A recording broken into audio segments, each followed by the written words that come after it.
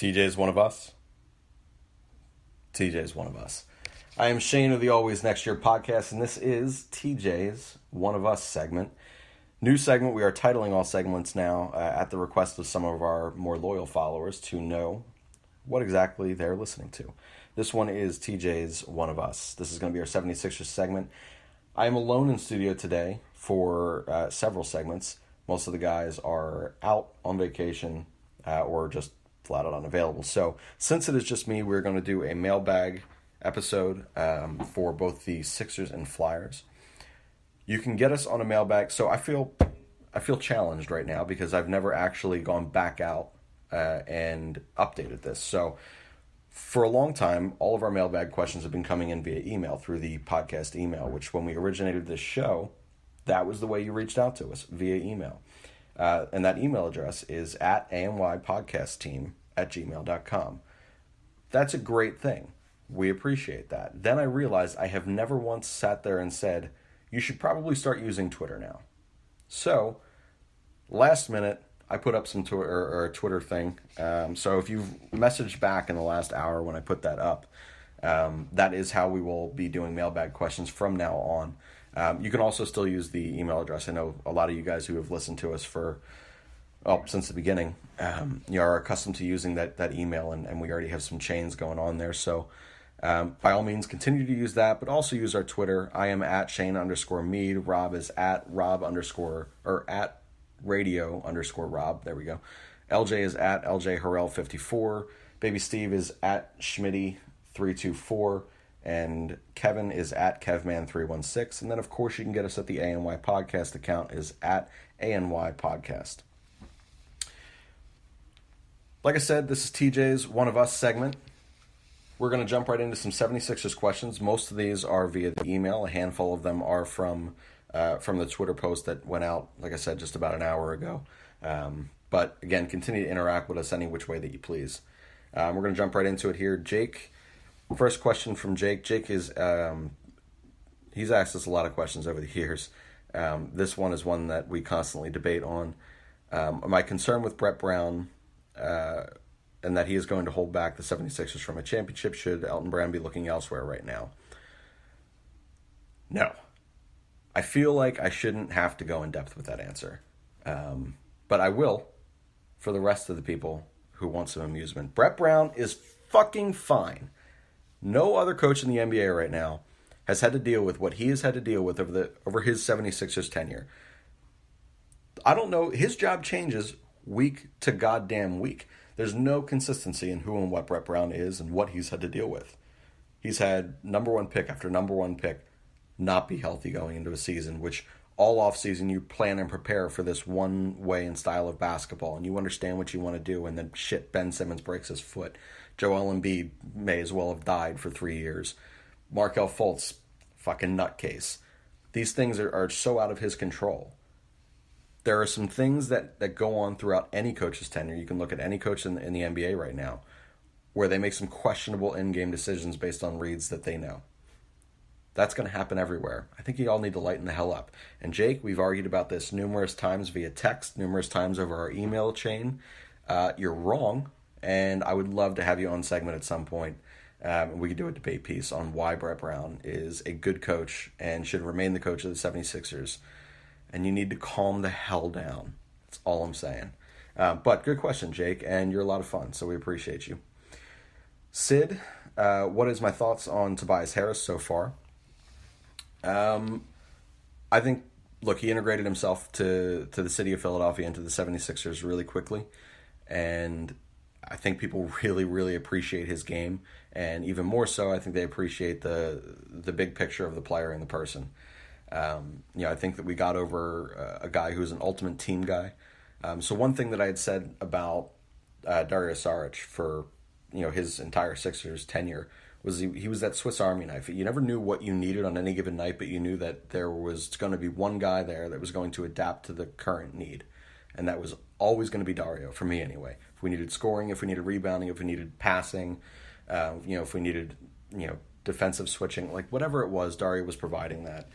Now, while Tobias's game is certainly more geared towards the scoring than what Dario Saric was, he seems to adapt that same mindset of whatever we need tonight, I'm going to provide that to the best of my ability. My one concern is the fact that he is shooting the three ball significantly less effective than what he was to start the year. But I do think that that'll come. I think that it's just a comfort thing, and just, look, you're playing in a different arena, different backdrops, there's a multitude of different reasons as to why you may not immediately light up a score sheet coming into a new environment. But I don't have any long-term concerns with that, and I've been really pleased with Tobias Harris so far. Kelly has asked, and this one we actually got in a lot, so it's just crazy to me that we have so many Furkan Korkmaz fans, but have we seen the last of Furkan Korkmaz in a 76ers uniform with the news of his injury? So I'll be honest, I have not even read the report to see the severity of this knee injury, so I don't know if this is Ron Artest / Meta World Peace 10, 12 days, and he's back in the lineup, just a cleanup thing. I don't know if he shredded the meniscus and he's going to be out for 4 to 6 months. I don't actually know what's going on there with his knee. But I would say in all likelihood that if it is anything longer than just a few weeks, it's probably the end of Furkan. And even if he comes back, we're going to have Zaire Smith back. So I don't see one, I don't see a need. But two, I don't exactly see a fit anyway. We didn't pick up his option. Everyone knows that. So next year was probably not going to be a 76er anyway. So honestly, who gives a shit? But Furkan, best of luck, dude. Rest up. Get that knee right. From Lauren, which I'm convinced is just an alias for one of our podcast members. Lauren, LJ. Does Ben Simmons ever plan on shooting in a game? I want to throw my beer every single time I watch him play. Yes!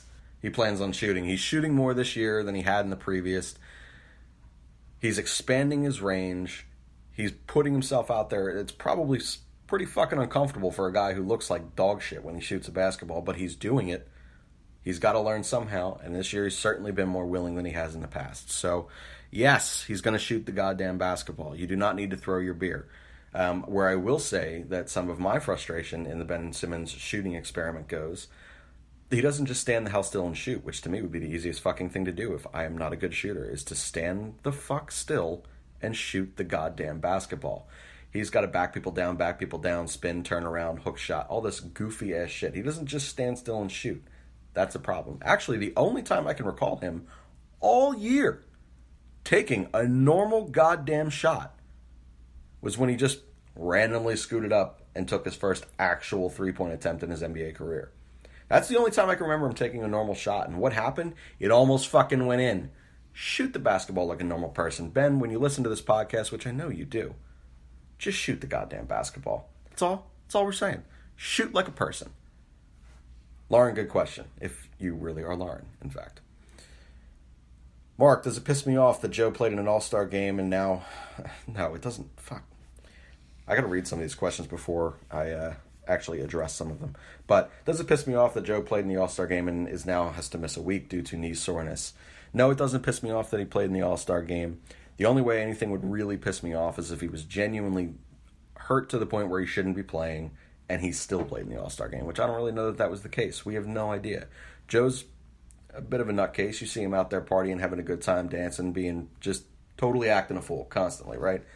He could have done anything from the time that all-star game ended to the time he got back to Philadelphia, right? He could have just been dancing on a plane with 85 strangers. Who fucking cares? Who knows? He's crazy. That being said, is it unfortunate? Absolutely. Am I pissed off that he played in an all-star game and he's coming back and going to miss a week of meaningful basketball? Not particularly. Look, I don't think that that's going to change too much long term. I think that regardless, going into the second half, which is a significantly weaker schedule than what we just went through, which was quote-unquote the gauntlet of our schedule for the season, we can afford to have Joe miss some time. I'm not saying it's ideal by any stretch, but they are using the term, managing workload again. Watching those minutes. We want Joe fresh for the playoffs. We want him fresh for a late season push and surge again. We can afford to have him miss a couple games here and there. Missing a week, getting an additional time off to get his knee completely right. Fine. Not ideal. Not pissed off about it. Concerning. Not particularly. It is what it is. He's an athlete. You're going to get bumps. You're going to get bruises. It is what it is. But moral of this is he's going to get some time off for the second half of this season. They're 37-21. They're tied with Boston right now, but have a loss in the tiebreaker column. So they're fifth in the East, but they're going to be fine. Like, we're playing almost no one the rest of the year. It is what it is. So, no, it doesn't piss me off. Another Furcon question. Why do we have so many why, if you're listening to this and you want to reach back out to us again, actually, you know what? Fuck it. Don't reach out to the podcast. Reach out to me because I need to know. At Shane_Mead. Why the fuck do I have 12 Furcon Corkmoss questions in this mailbag? No goddamn reason. From Anonymous. We have your email. I don't know how anonymous you actually are, but Mr. or Mrs. Anonymous, are you concerned with Jimmy Butler going forward, and would I bring him back next year? No, I'm not concerned about Jimmy Butler going forward. I think that he's adapted and integrated himself, extremely well in this locker room. He's a big personality. That's fine. But the thing that I like most about him is he's a total fuck you guy, and he's going to come to work every single day and want to win. I don't think that anything he does is with the intent of making himself the enemy to the people in his own locker room or the people in his city. I don't think that's what he does. I think he's just completely driven by wanting the best of everyone in the room around him and wanting the best of himself. There is going to come a time this year, and I think we're about to see that time take place. It's quickly approaching the fourth quarter of the season. Jimmy Butler was acquired to be the fourth quarter guy in games. I think you're going to see that start to apply more and more to the bulk of these games going towards the playoffs.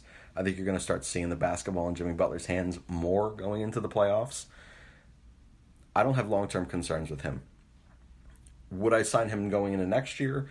Obviously, it's the intent. You don't give up Dario Saric and Covington and picks if that wasn't your intent. Notice how he didn't say Bayless. This guy got such a bad rap here. He didn't do shit. Anyway, but I would sign him. Moral of this randomly twisted thing. Yes, I would sign him next year. I don't think he's getting a max deal. And to me, it's going to be about, when Jimmy Butler first got here, one of the things that I appreciated most was him sitting there and saying that long term, this isn't about the money. He already has enough money to feed his family, and set his family up for, years and years and years to come, right? So he gets that. He's had to work for every cent he's had. His story, if you don't know it, is actually really, really cool. So maybe we'll retitle this podcast episode "Jimmy is One of Us" and not TJ.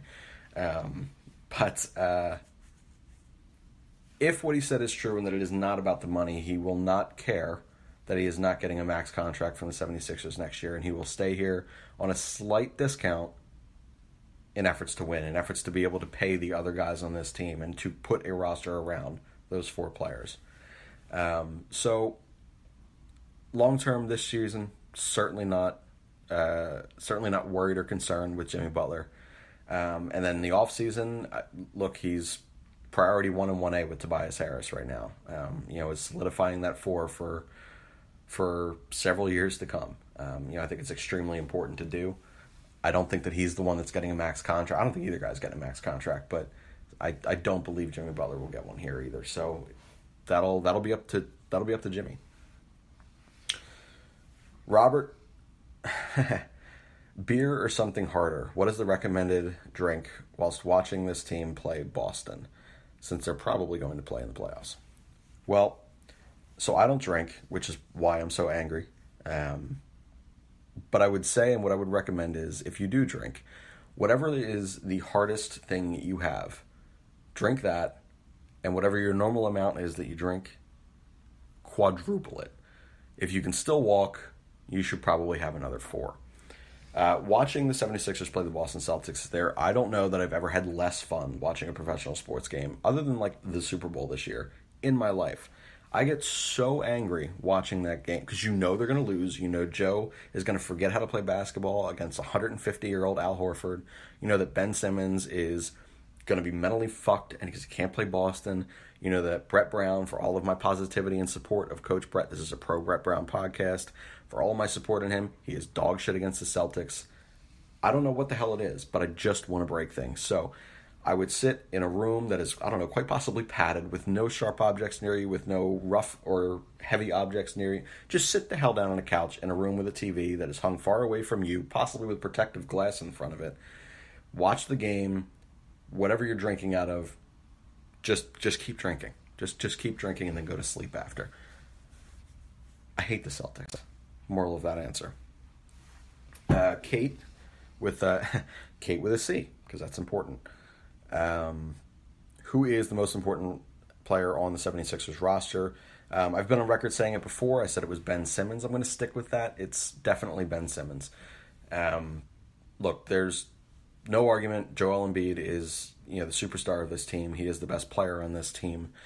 Jimmy Butler is your closer. Tobias Harris does a little bit of everything, and he provides you a shooting option. JJ Redick is your, quote-unquote sharpshooter. He is your 3 guy. But ultimately, this team is going to go as far as Ben Simmons can take them. Can he protect the basketball? Can he facilitate and see the court well? Can he make the guys around him better? Can he find some consistency with his willingness to shoot regular jump shots? I jokingly responded in one of those other questions saying the most normal he ever looked taking a shot was when he just strolled up and casually took the first 3 of his NBA career. You need more of that. You need more of, I'm just going to take what they're giving me. If they're giving me 6 feet at the top of the arc right now, I have to shoot this basketball. I got to figure out a way to put this in. How far this team goes is going to be completely dependent upon how consistently good Ben Simmons plays, both offensively and defensively. Because he's going to be the guy who's on the floor for 40-plus minutes a night come playoff time. It's going to be him and Jimmy Butler.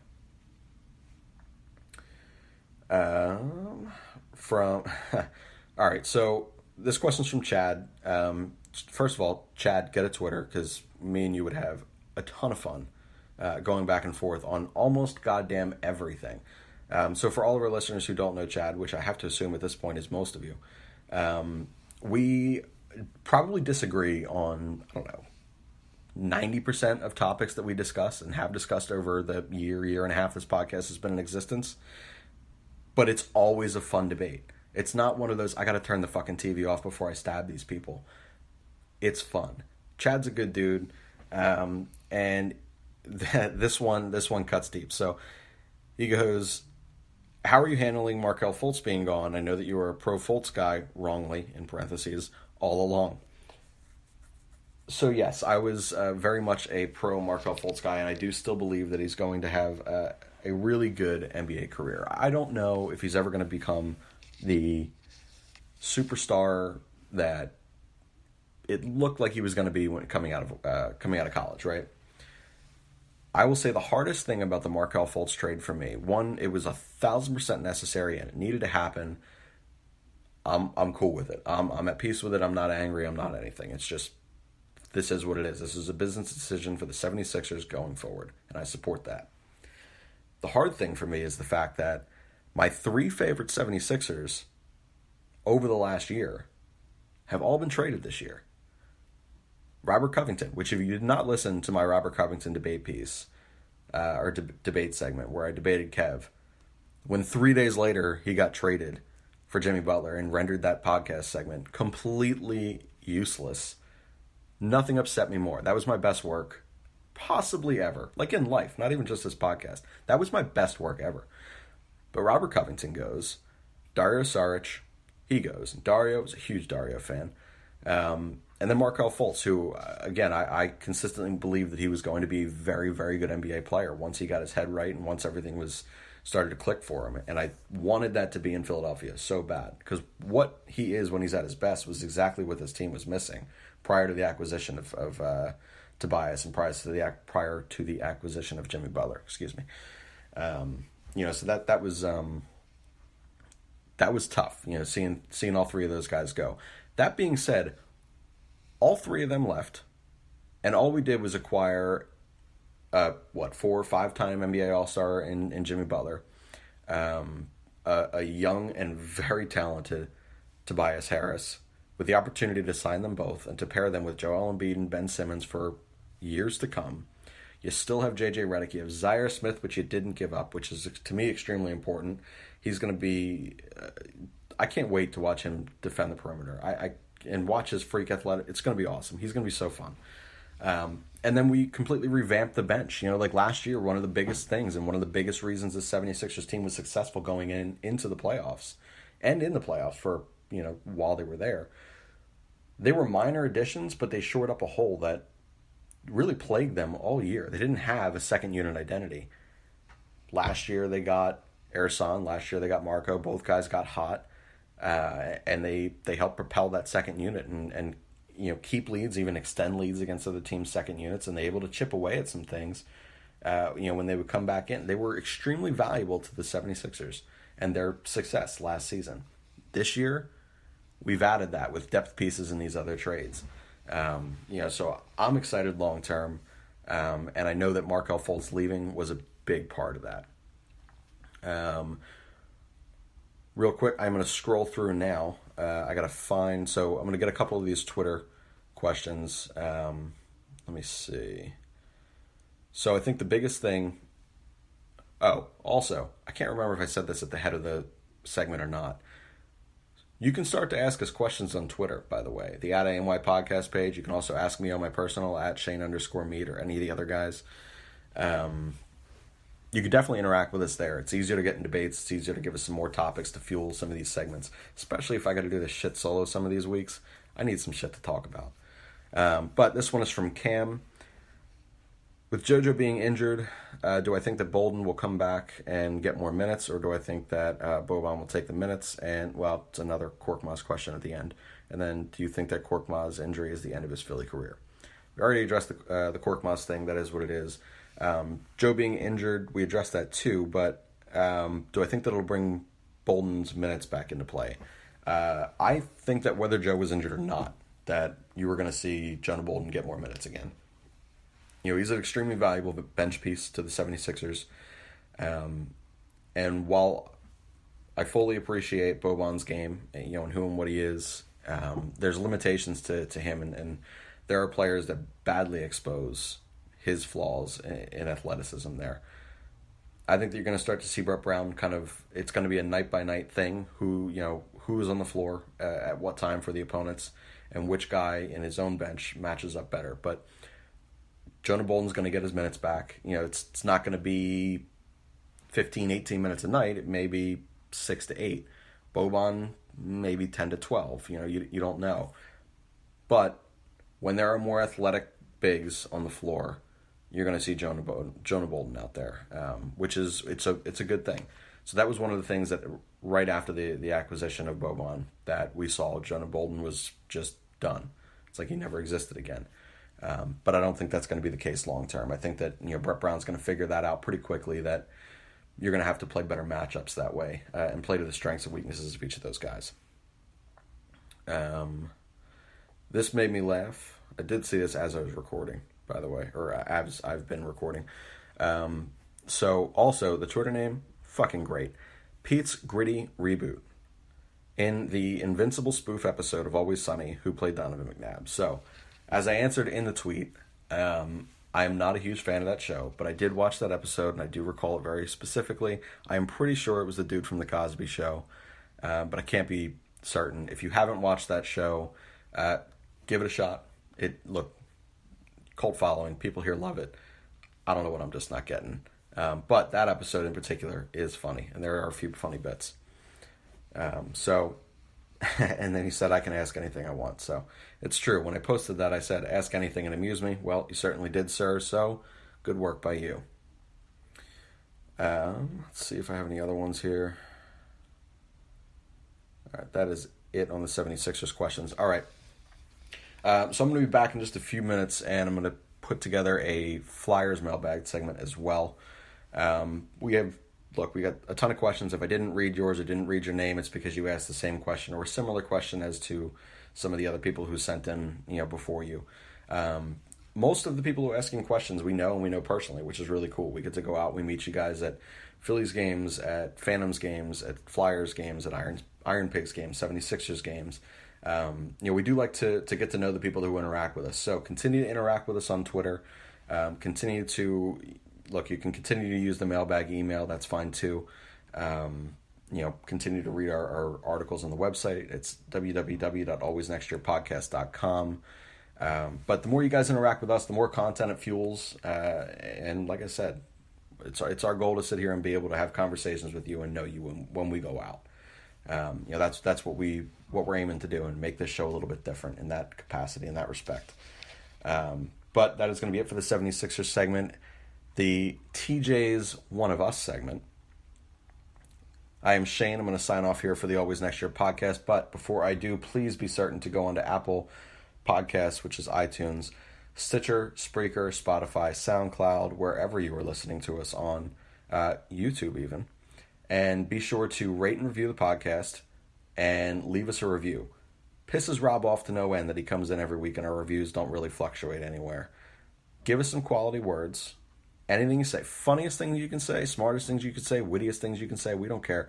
The better review that you put in there, content-wise, we'll read everything that comes on.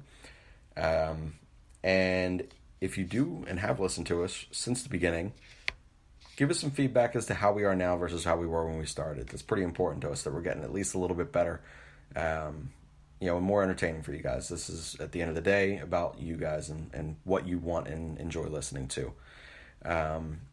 Beyond that, we ask that you spread us around to your friends and family. So give your phone to them, let them listen to us, download us on their phones, tell them to rate and review us, validate our existence. For the love of God, just do it. I am Shane of the Always Next Year podcast. This has been TJ's One of Us. We'll be back shortly with a Get Pucked segment for the Flyers.